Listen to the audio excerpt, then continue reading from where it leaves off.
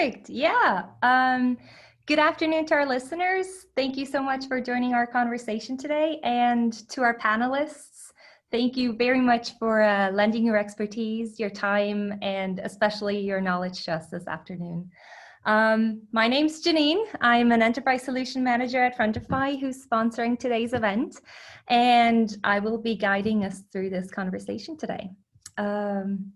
Before we dive in, I'd really like to give our listeners a brief overview of the format. Just so that everyone knows what we're expecting and that everyone's on the same page and knows what the next hour is about. Sounds good? Perfect. First, I think it'd be really good if each of our panelists is going to give a brief introduction of themselves and tell us a little bit about their background and their industries and their challenges. Then I would propose I'll give a brief introduction of today's topic and we'll kick off the conversation with some questions. The second part of the webinar will then really focus on audience questions. So to our listeners, please do be very curious and ask a lot of questions. At Frontify, we always say we want to learn from the best out there, and I think this is really your opportunity to pick their brains and ask as many questions as possible. So I think that's enough from my side. Should we get started with introductions? Maybe, I don't know, Zeynep, you can start. Sure, Janine, thank you. First of all, it's great to be here, and I'm also looking forward to the questions and the discussion we'll have today. So my name is Zeynep Yalımuzun, and I'm the Chief Marketing Officer of Arçelik.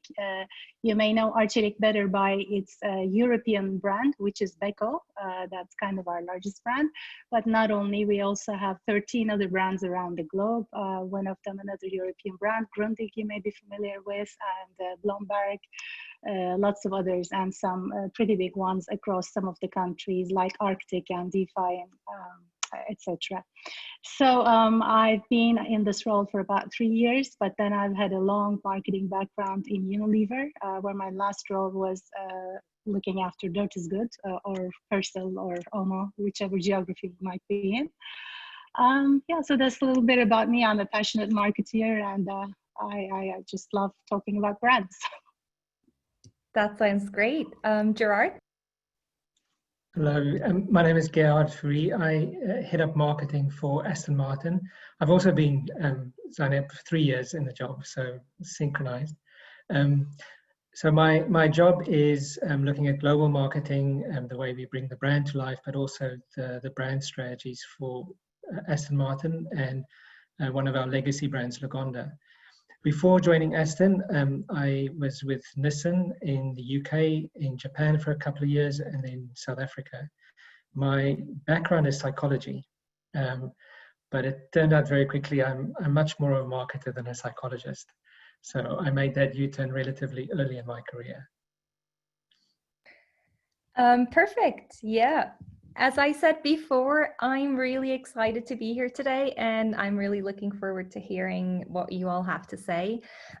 We were supposed to have a third panelist, Raja, Chief Marketing and Communication Officer at MasterCard, was unfortunately unable to join. It was a last-minute notice. So he said he's going to be very happy to answer all our questions in a video interview. So to our listeners, that will be sent on afterwards, and any questions that our listeners might have to him can also be put into the channel, and we will pass them along and make sure that they're answered. Yeah, so what are we going to talk about today? Our topic today is amplifying your brand with higher quality communication and experiences. But what does that really mean? In today's purpose-driven consumer world, the brand is the most important and business critical tool that you have in your arsenal. It's the one thing that differentiates your product or your service from others. People are essentially no longer looking to buy a product, but they're really looking at aligning with the company and their values. So consumer base their buying decisions not on the product itself, but on an emotional bond to your product. And marketing essentially acts as the communicator of that value and communicates your value as an organization as a whole. And that's exactly what we're going to focus on today. And that's also why I'm here from Frontify. Frontify essentially provides a home for your brand and all brand related assets. It's really where you have all your content stored and make sure that those exact core values are communicated consistently and effectively, efficiently to all your stakeholders. We live in an age of information, and the speed at which it changes can't really be compared to anything that we've experienced before. And especially in the times that we're in now, I think it becomes more important and more relevant than ever, to really talk about this. So you both work in really big companies with global impact, but very different industries. Gerard, can you tell us a little more about your specific challenges and how you ensure that every content piece that's created and shared both internally and externally stays consistent? Janine, I think the first thing to say is that the definition of consistency has changed. I think I'm old enough to remember when consistency was about look and feel, how things looked, how things sounded. And I think it's now much more from looking to feeling. Mm-hmm. I think something feels right. And maybe a couple of years ago, it would be, is the Pantone right? Is the logo right? Is the space around the logo fair? I'm not saying these visual cues are not important, but I think things have moved on. And therefore, the tools that we have to make sure that that our messages and our content is consistent has also need to change, because it's now less about following the guideline to actually understanding and living the guideline, which is easier said than done. So, because I think we all say that authenticity is key, and there's a sense of I always say people invite brands into their life, and you only do that with brands that you can relate to, and there's a sense of authenticity. It's true that there are brands that you tolerate in your life, but I have a couple, but I don't think that's what we aspire to. So authenticity is important, and then particularly now in a crisis situation, the biggest role that a brand can give a company is trust and reliability and a sense of confidence. So as marketers, we need to convey that sense of confidence and trust. And one of the things that you have in your toolbox is this sense that I get this brand, I understand this brand, it feels authentic.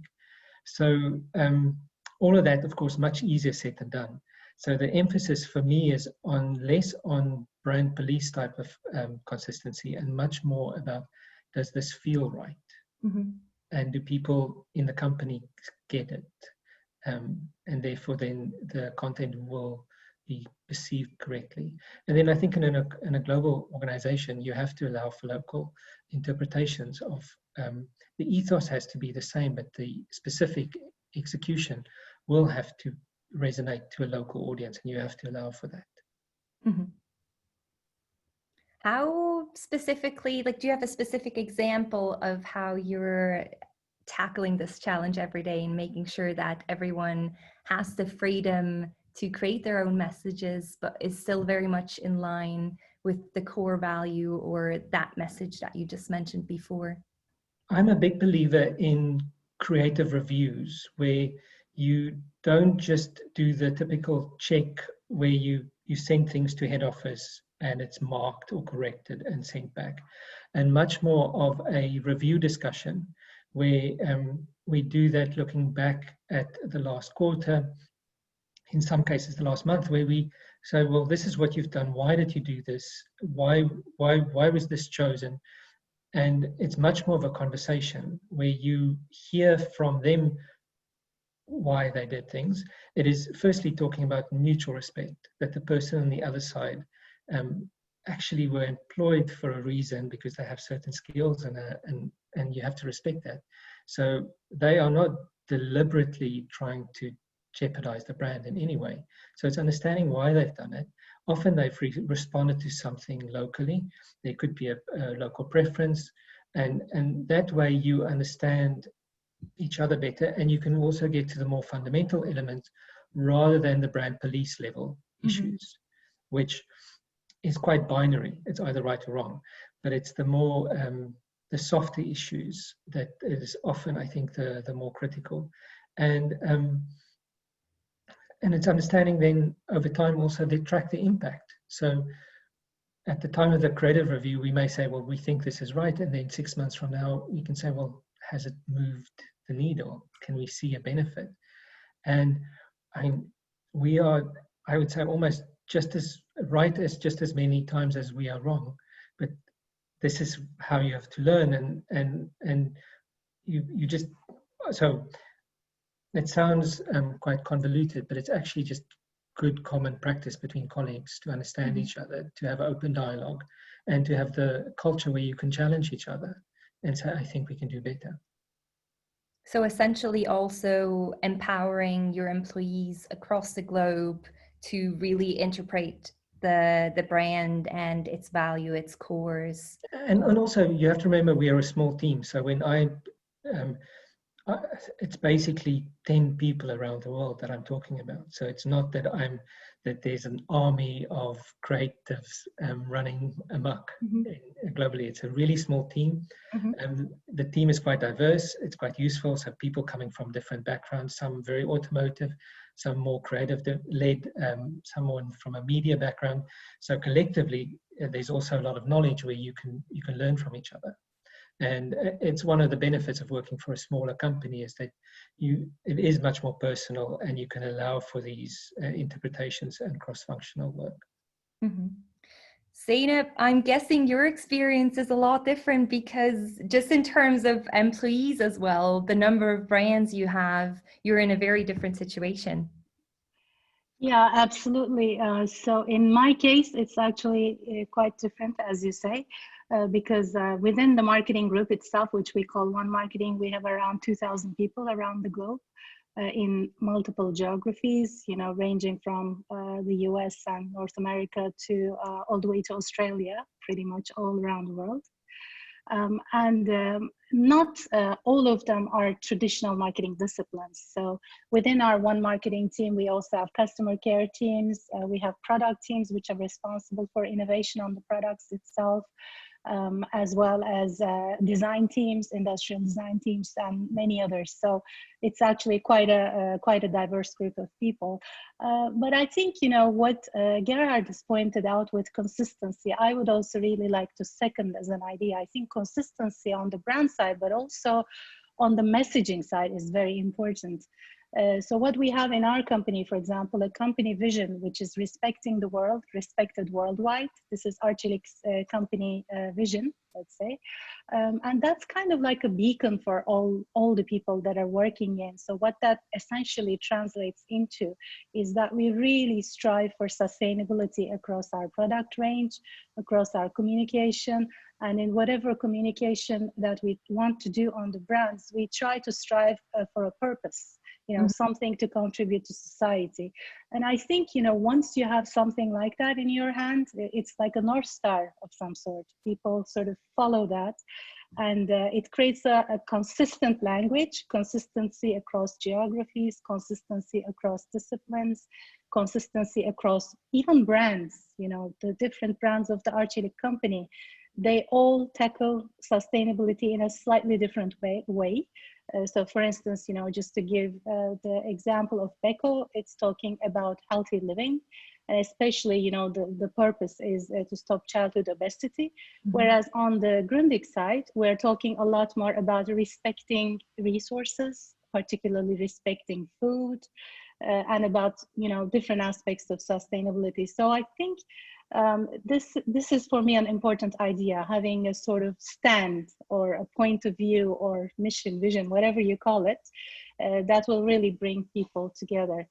So that's sort of been my experience in this area. It's a really good point that you're raising, because I was actually going to touch on this just after, we initially started our conversation, because I think oftentimes we think marketing acts as this communicator of brand value, but I think the story is so much bigger and goes way beyond marketing, branding, or design teams, and it really involves everyone. So yeah, maybe Gerard, how do you kind of see that role, and in just making sure that everyone within the organization understands what you stand for and lives by that? I think an important point is that we have to add before I go into that is that in this conversation, our customers and our fans are also part of the conversation. So that this notion of this perfectly crafted brand that is being broadcast from a head office high up in a mountain to the rest of the world, that's gone. And it is now much more interactive. And the brands are alive in people's hearts and minds, and you have to engage with that as well.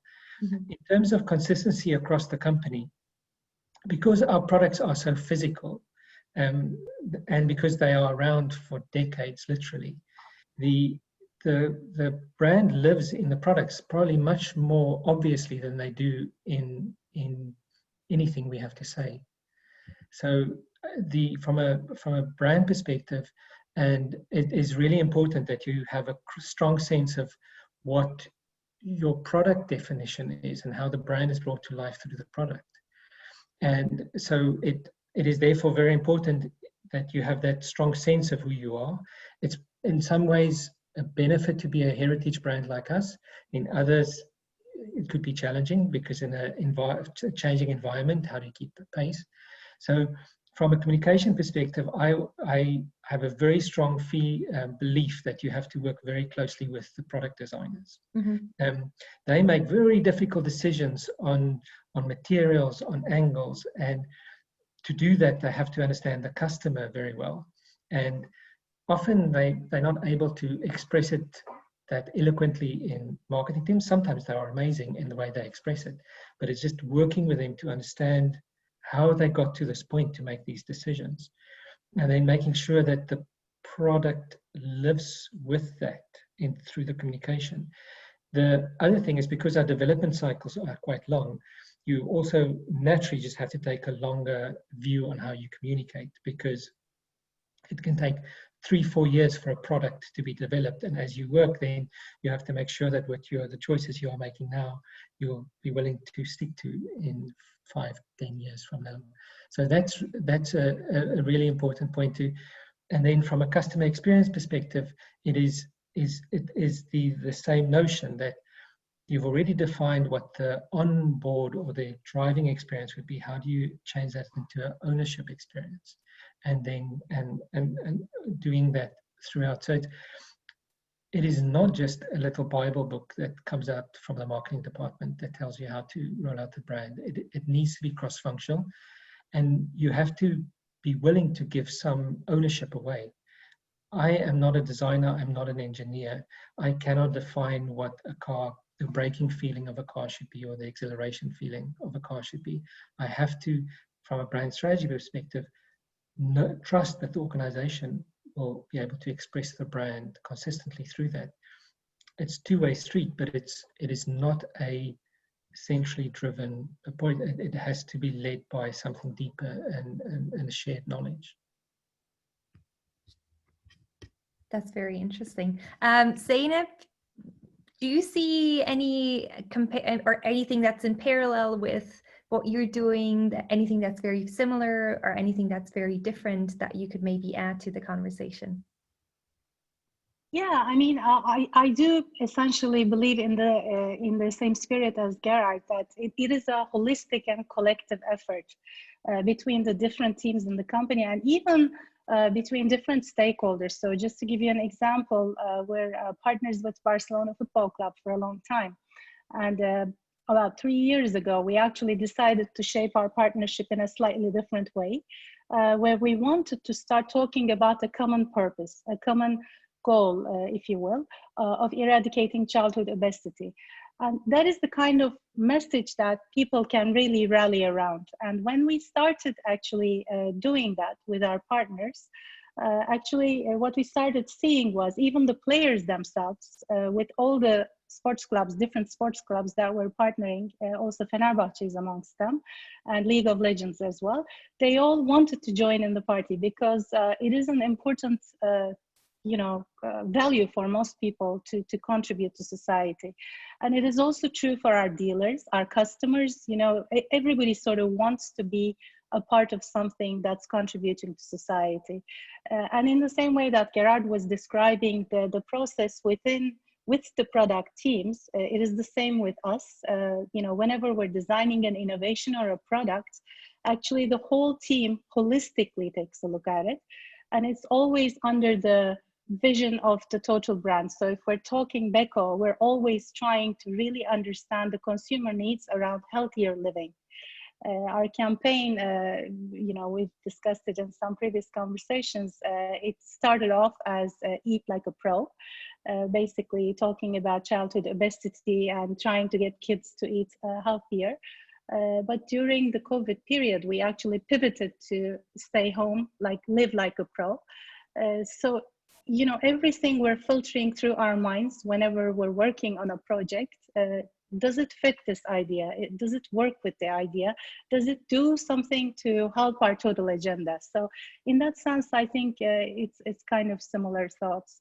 And I've personally found that once you find that idea and it's a relevant and universal idea, people gravitate towards it. It's very inspiring and people want to become a part of it. That's kind of what we found out with all our ecosystem around us. That's actually really a cool point. And you kind of already touched on these high profile campaigns that you ran on a mission for good. Could you maybe tell our audience a little bit more about the situation where you decided to actually give up your logo on players' t-shirts for Beko? And yeah, maybe kind of also focus on how that helped you build a deeper relationship with your partners, but also your customers.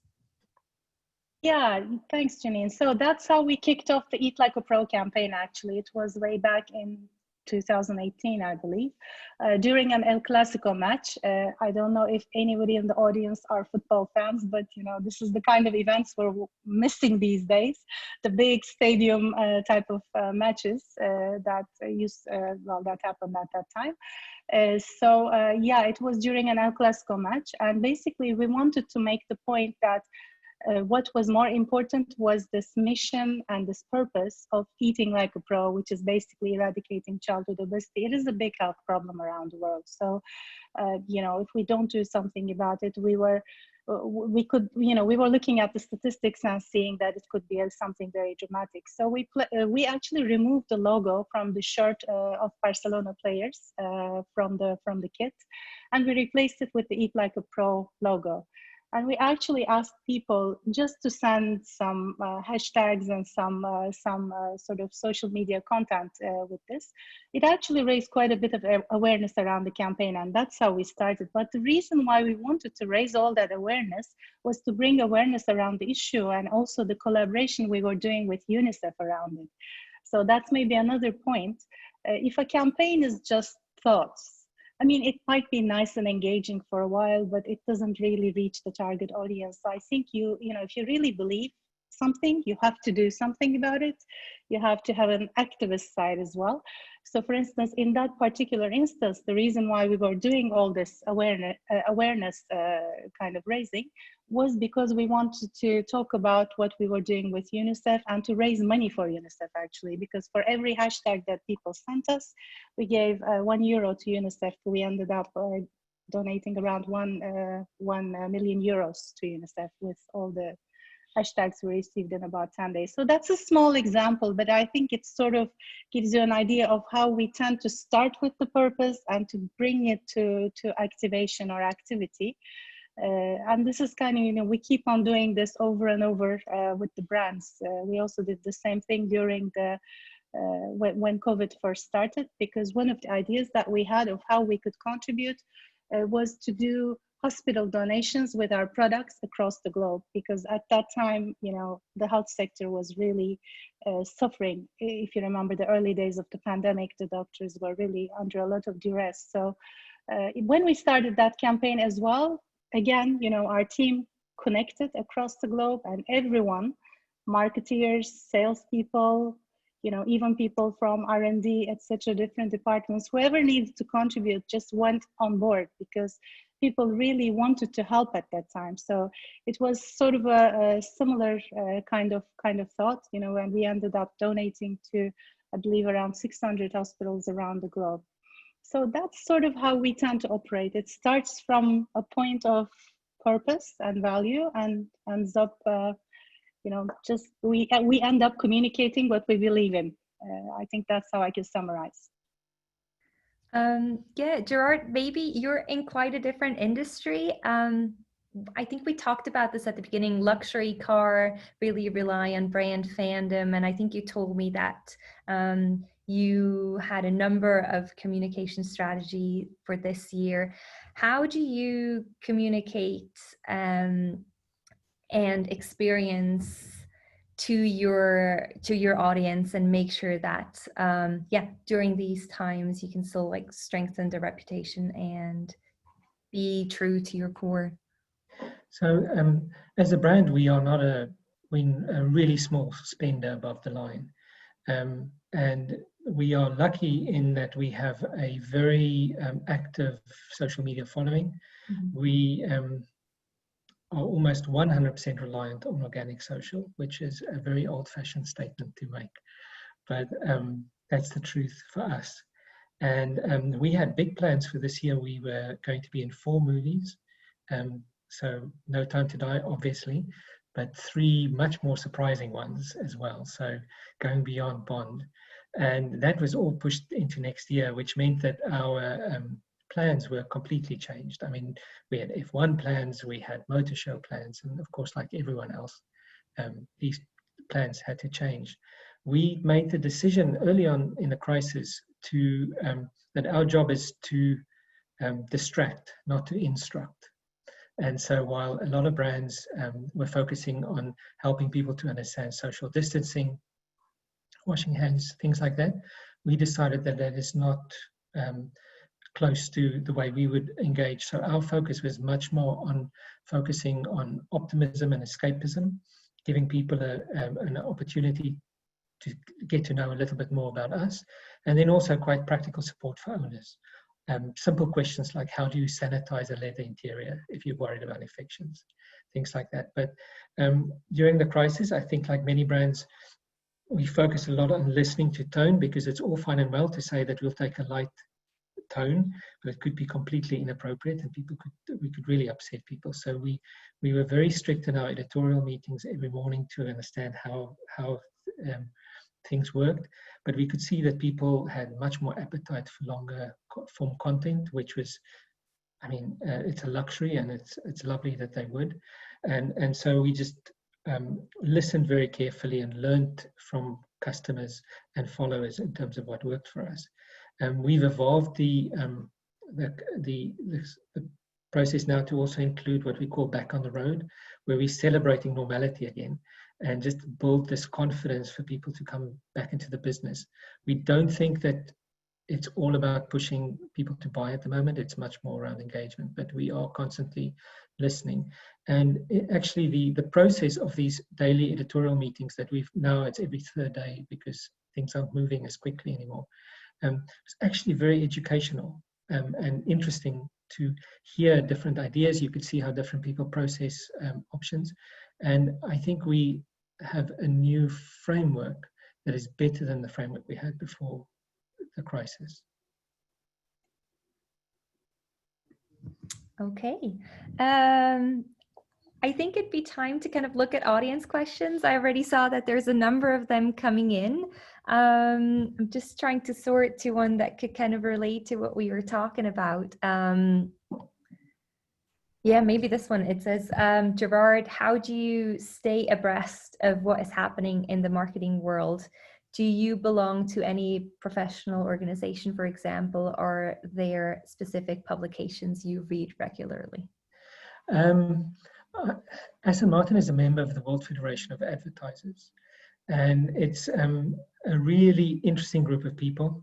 And during the crisis, I felt like they stepped forward by opening up more forums, and it allowed me to speak to people in completely different industries, in very different markets. And there were often debates where we could see recovery in China, and other brands were saying no recovery in China. And then somebody else would go, well, actually, yes, we're selling more fuel in China than we've ever had.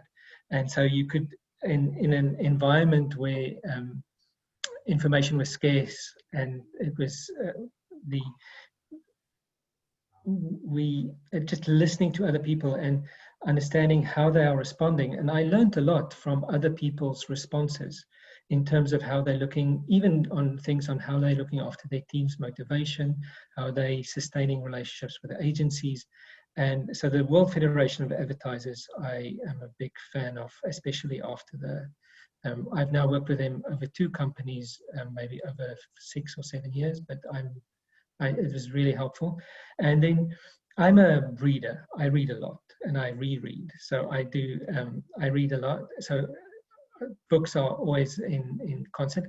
I'm currently rereading Why I No Longer Discuss Race with White People, which I think is sort of it's topical again. And then I follow a lot of people on social, just as wide, and often people that I disagree with fundamentally, I follow, because irritating, because sometimes they are right. So it's sort of just getting as wide as possible perspective. Yeah, I think that's really important in today's world, especially when we kind of have that echo chamber that we can so easily get into with social media. So, and I can completely relate to the whole rereading part. So I do that a lot too. Zeynep, what about you? Yeah, so I do some of the similar things as Gerard as well. So I'm part of some CMO networks, and for me, discussing with colleagues, even discussions such as this, I think are some great ways to share ideas. We learn a lot from each other, and the marketing community globally is not that big actually. So it's great to reach out to people and to get to know them. But in addition to that, I also find webinars quite helpful. Actually, I do attend quite a few of them, and not as a panelist, but as listener as well. Especially these days, I find that there are some really valuable webinars, because now everyone's kind of got into this Zoom world and discussing things as a global family. So that I find helpful as well. And the other thing is also I'm sort of using as an opportunity what we're undergoing these days, because there's a couple of really good trainings on topics that I want to inform myself about, and I've just joined one on digital AI, etc. Topics that any marketer should just keep on constantly learning. So a couple of universities are doing some really good things, so that I find also very helpful. Great, thanks. The next one is maybe more of a statement and less of a question, but I'd really like to hear your thoughts on it. The challenge is the contrast between the brand you intend and how the public perceives the brand. Yes, that's 100% true. The brand is alive in customers' minds, not in PowerPoint. So the reality of what you want to be, the delta between what you want to be and what customers think you are, that is the brand strategy. That is how that's where you decide. And I want to emphasize this part of my DNA more because I'm lagging in this area, or I want to capitalize on this thought. So I am very and I'm very respectful of the fact that it lives in customers' minds, and often it's unfair. There could be negative perceptions that are maybe 30 years old that definitely predates me, and I can't fix that. But that is just a fact. And you can't, I remember my marketing professor in my first year said, the 2 most expensive words in marketing is consumer education. And I think that is just true. So you have to work with what you have. Customers don't like changing their minds. None of us do.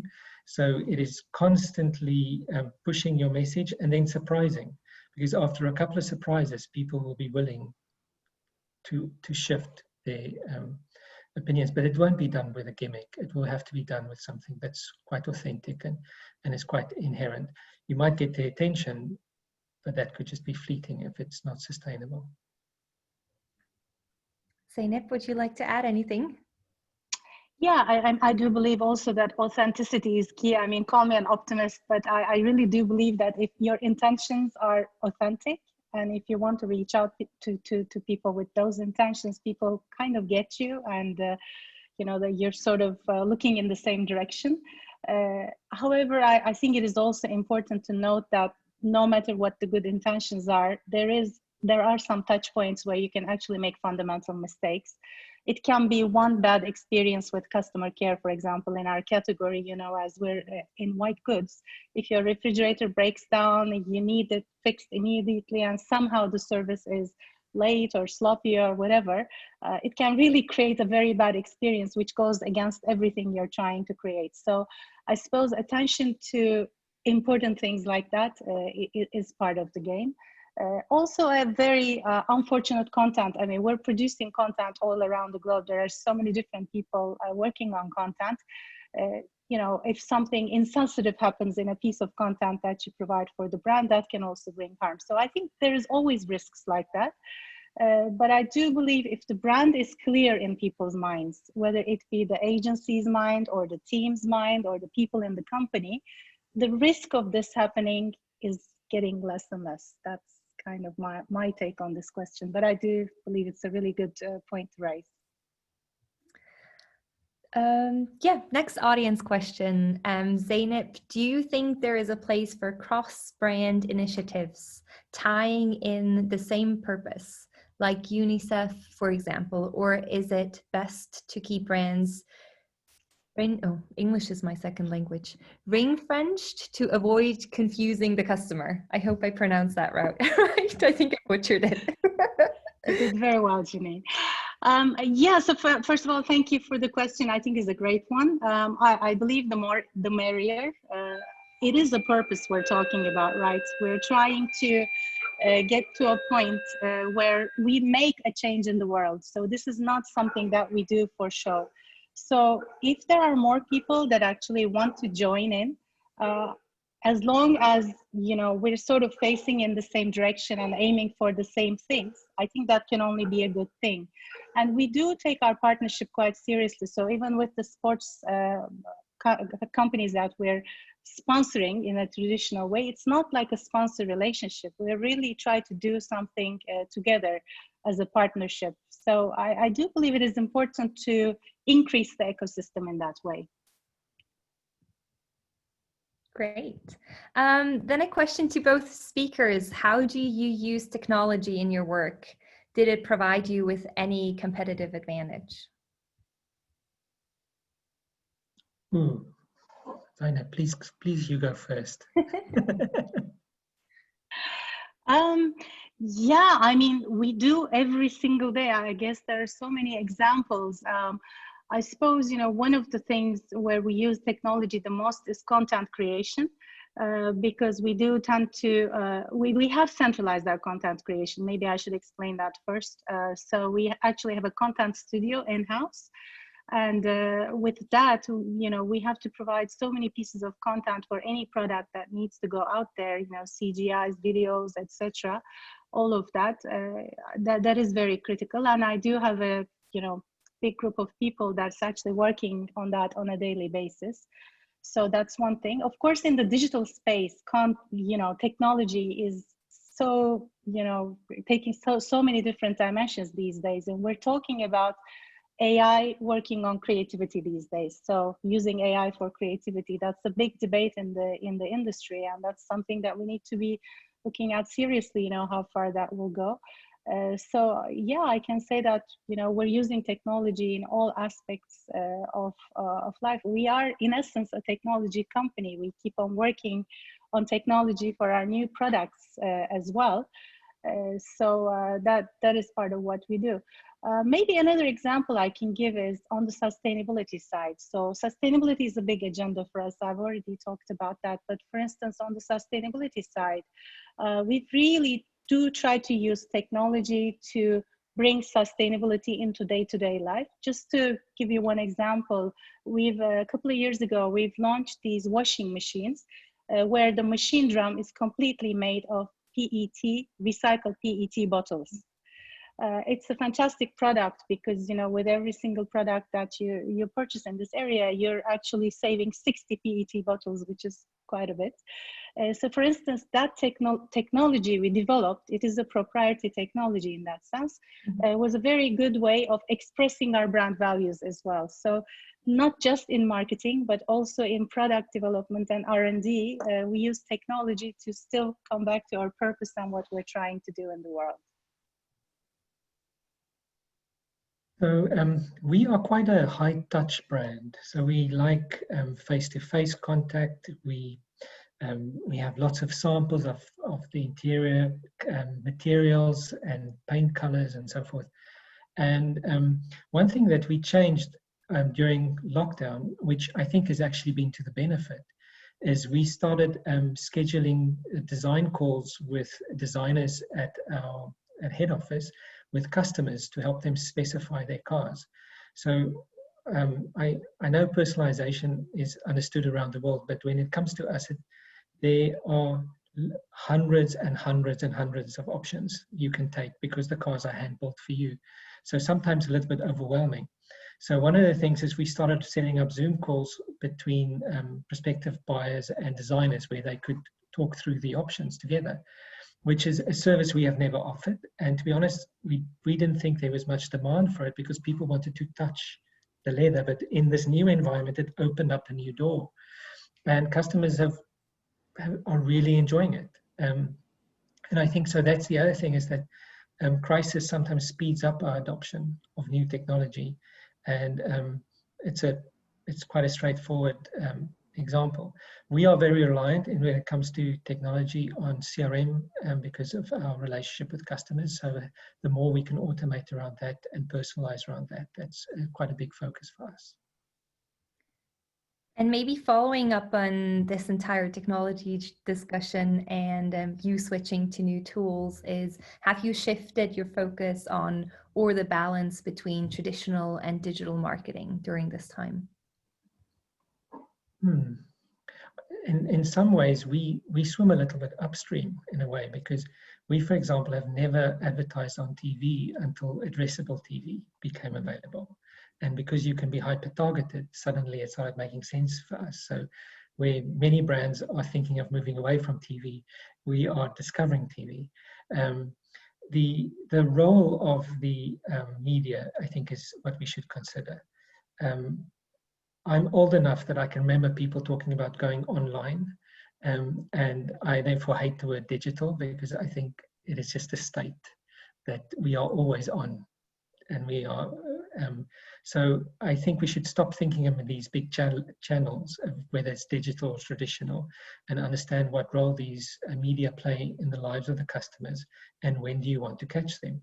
If you want to catch them on the train to the office, then obviously you will have to use a digital technology. If you want to spend time with them on the couch on a Saturday, then a magazine could be perfect. And it's as fundamental as that. And I think sometimes we complicate our lives by creating all these different categories and just simplifying and understanding what the medium can do for us and how it engages. Zeynep, has it changed with Archelic? Not so much, I would say, because we were very much a digitally driven company, you know, to start with a little bit like the case with Gerald. So I could say it hasn't changed all that much. There are some geographies where TV is still important. So we do have, you know, a bit of TV advertising, but for the most part, you know, our brand is growing on the digital medium. So no, it hasn't changed all that much for us. I suppose the only thing that maybe is more compared to what it was before is obviously, you know, e-trade has become so important these days in our category even, which normally, you know, it wasn't so critical for our category before. I suppose maybe that's something that the whole industry is looking into a little bit more seriously. Okay. we have an audience from all over the world. So this one's good morning from San Francisco. Since consumer behavior is changing rapidly during the pandemic, how do you test the ideas, product, or campaigns that you ideate? So controversially, maybe I will start that we don't test ideas. We have never done that. We do listen quite actively, so our social listening and so forth is a big focus, and especially during the pandemic, behaviors were shifting so quickly that I'm not sure that you can predict through consumer clinics. When it comes to product development, we go into quite detailed consumer clinics throughout the development process to understand it. But when it comes to communication, we are braver in terms of trusting ourselves and then listening to the response. And during the pandemic, I will just say that as Zeynep said, a lot of the webinars and the research projects that were available that had their fingers on the pulse of consumers were very helpful in understanding how attitudes and behaviors are changing. Maybe just to build on that, Janine, if I may. So in our case, when the whole pandemic happened, obviously, one of the most important things, at least in our minds as marketeers, was how to read what's happening, because things were changing so much and every country was in a slightly different state. So, we cover around 140 countries around the globe. It was really, really important to try to understand what's happening everywhere. So one of the tools we used in addition to the webinars was actually, we had this idea. We had such a widespread marketing force around the globe that we thought we could actually listen just, in a very pure way. So we started this study with our consumers. It was in-depth interviews, and we've talked to around almost 200 consumers around the globe. But we've talked to them by ourselves. So we've moderated the discussion ourselves. It wasn't done through an agency or anything like that. It was just totally done with the colleagues from around the world. But it was through activities like that, in addition to obviously all the data that was coming from different sources, that we started to really feel the texture of what was going around the world. At that time also, we were connecting quite frequently as a global team in meetings like this, because now it is of course so easy to do this. I guess it's always been so easy to do it, but now it's become a sort of habit of each one of us. So every person could bring in the picture from their own country, and then the texture of what was happening started to become clear for us. So I think that experiment also showed us that we don't really always need to go to an agency or a third party or anybody else. I think sometimes it's just about really listening, as Gerald was saying. Great. The next question I think is very relevant for Frontify as well. We always say a brand is ever changing, it's always evolving, it's not static. And the audience question here asks, in an early stage startup, the brand is in its initial phase. How can one create the right foundation for the brand? Is it okay to tweak your message in order to evolve it over time? I think Zeynep might have a better question when it comes to answer when it comes to purpose, but my instinct says that it should be built around purpose, and then the founder's impact on the culture, I think, is always very interesting and intoxicating, because you have this personal embodiment of the brand that can speak for the brand. So that's an interesting one. But I would look for purpose very early on. Why do you exist? What is important for you? And then if that can remain true, then your messages can change, your logos can change. I don't really care. But the sense of something that will draw people to you and make sense to them and will keep them engaged. That's sort of where I would start. But knowing Zeynep's background, I think she can build it to a more eloquent answer. Thank you, Gerard. Yeah, indeed. I mean, I think, I completely agree with that. So I believe, first of all, I should say that I do work with a lot of startups because it's sort of like a volunteer thing I do through accelerators. So, what I've observed in all the time that I've been working with startups is they usually start from a real place. They are trying to solve a real problem. For real consumers too. I mean, they understand their consumers really well. So the problem definition is usually quite clear. And for me, that's a very good starting place for a brand because you've got a clear target audience, you've got a clear need, and then you've got a purpose, which is basically you're trying to eliminate this problem from this person's life, which is something meaningful. So I do believe that's a really good starting point for a brand. And authenticity at that point is very critical, I believe, because you cannot, creating a brand for me is a bit of an old language. A brand sort of happens, it flows in a way. I think the word creation there maybe is a little bit too much. I think where you are trying to channel a brand, it should be the place where you want to channel your startup or your idea. So I would really start with a big idea from that perspective, something that tries to solve a consumer problem. And I would just communicate it in a very authentic way, just as, you would communicate to your friend or your mom or whatever. I think for me, that's kind of the right place to start building the brand. And then scaling up is going to be the big issue, obviously, because usually startups don't have the means to have these huge marketing budgets, etc. But for that, I think some really creative use of the media and using of the digital channels can be something that you can use. And of course, the data created within a startup is usually also quite helpful to reach a bigger target audience. So those would be kind of the first things that come to my mind. Great. Yeah, maybe one more question. If a brand is selling products to very different industries, and I'm guessing also very different clients, then how to make sure that the communication is consistent for all the different type of consumers, or do they have to be? It's probably the same way that we dress differently for different meetings. Is that fundamentally you have to remain yourself, because even if you're selling to a corporate is full of individuals, and so they are individual consumers in their own right.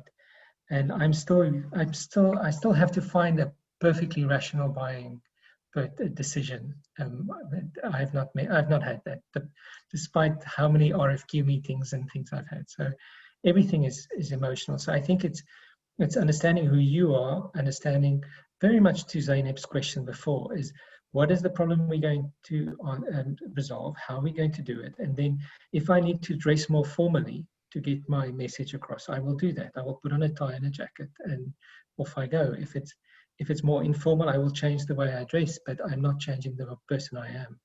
I may emphasize slightly different points because I understand the customer's need, but fundamentally, customers want the sense that it's all coming from the same place. And Zainab said earlier, it's like with people, you will dress appropriately depending on who you're talking to, or you will change your message slightly. So I think we should keep it as honest as that.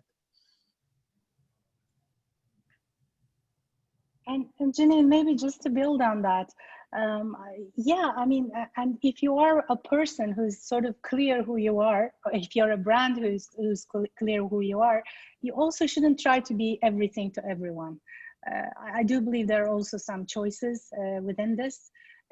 So with my teams, I always really try to almost force the target group to be defined extremely, accurately, especially if we're talking about communication, almost to the point of describing a person. And that is for a particular reason, because I do believe if you try to talk to everyone, you will lose everyone. Or if you try to be, sympathetic to everyone, you will lose everyone. I think you need a point of view in this life. Even as a brand, or even more as a brand, I suppose, also as a person, but as a brand as well. And if you lose that point of view by trying to be everything to everyone, then it's not a good thing. So obviously some level of customization, as Gerard described, is quite important. However, if it takes you to an extreme position where you have to almost talk outside of your values or what you believe in, then I would actually say maybe forget about that particular target group and don't try to customize yourself that much. I'm paraphrasing and I don't remember who said the quote, but there's a really great quote about you can't be all things to all people. Yep. And I think that summarizes that up really well. And one of my first bosses said to me, exactly how much market share do you want? And it's like, so you can't have 100% market share, sorry. So so if you're aiming for 15% then, or 9%, then you just naturally have to target. I think that's a very, very good point to end, and also make sure that, yeah, everyone kind of uses that to think what that means for themselves. I can't believe we're already 5 minutes toward the end. I'd love to kind of quickly summarize what we said. I made some notes, and yeah, I just sincerely really want to thank the two of you for contributing to our panel today. I really enjoyed listening to you and picking your brains. And yeah, I mean, I guess today we really had the pleasure to hear from two very well-known brands and very long-standing brands as well in the world. So yeah, I think we learned kind of how you work on trying to be top of mind and treat your clients not just as buyers but as part of your brand. And we also learned that managing a brand is not an isolated topic of a few, but really involves everyone. And I think the very connection is perhaps most important than ever before when it comes to communicating your core values effectively and efficiently. At the very beginning of our session today, I mentioned that Frontify essentially acts as an enabler or a facilitator of exactly these things. And just to our audience really quickly, if that has gotten you curious, we'd be really happy to continue the conversation and tell you all about what role Frontify plays in brand management. To everyone who opted in emails, you will receive a follow-up email with all the questions that weren't answered now, also including the recording of the MasterCard interview and some additional information about the topic and the content that we talked about today. Yeah. Would you like to say any last words, Gerard and Zeynep, before we kind of wrap everything up? Well, thank you very much, Janine, for giving us this opportunity. I personally enjoyed it a lot, and I learned a lot. So thanks also to Gerard for his insights. And thank you so much to everyone around the world who listened to us. I hope you found it helpful. Likewise for me, thank you very much. I'm always impressed by the questions, so I've had a quick look at the questions.